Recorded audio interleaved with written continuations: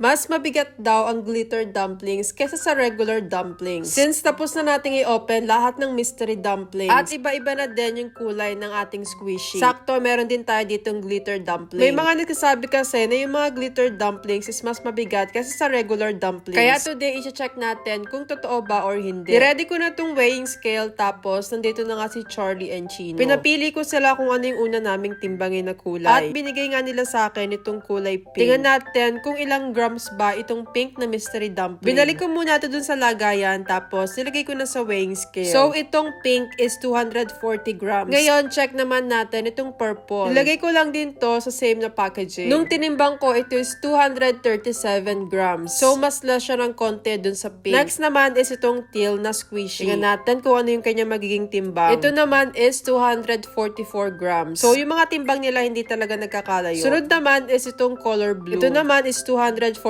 grams. And tingnan natin kung totoo ba na itong glitter dumpling is mas mabigat kesa sa kanila. Nung tinimbang ko, ito yung lumabas. Ito is 238 grams lang. So, hindi din nalalayo dun sa regular dumplings. Mas mababa pa nga yung timbang niya in grams. Not sure sa ibang brand, but this one is from RMS. Ito yung mga real na mystery dumplings.